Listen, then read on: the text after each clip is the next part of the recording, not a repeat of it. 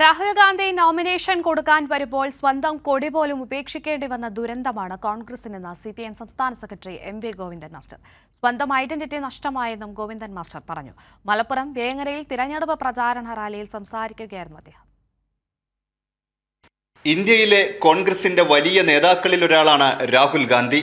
രാഹുൽ മത്സരിക്കാൻ വരുമ്പോൾ സ്വന്തം പാർട്ടിയുടെ കൊടി പോലും ഉപയോഗിക്കാൻ കോൺഗ്രസിന് കഴിയുന്നില്ല.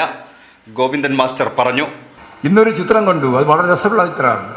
അതെന്താ, രാഹുൽ ഗാന്ധി നോമിനേഷൻ കൊടുക്കാൻ വേണ്ടി വരുന്നു, കൊടിയില്ല, കോൺഗ്രസിന്റെ കൊടിയില്ല.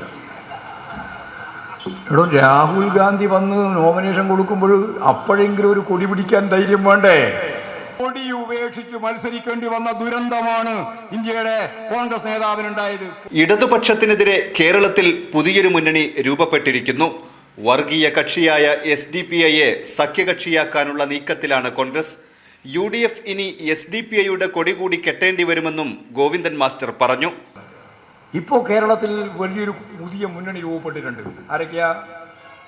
ഇതേവരെ കോൺഗ്രസും BJPയും ലീഗും കൂടി ചേർന്നാണ് കോലി സഖ്യം.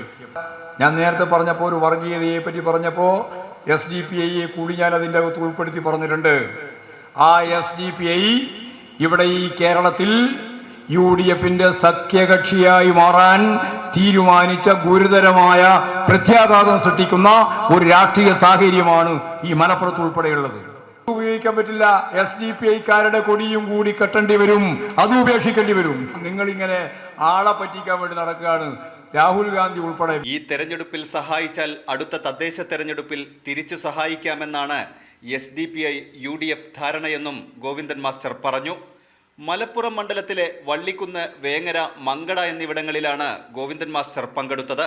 സ്ഥാനാർത്ഥി V വസീഫ്, ജില്ലയിലെ LDF നേതാക്കൾ തുടങ്ങിയവരും റാലികളിൽ പങ്കെടുത്തു.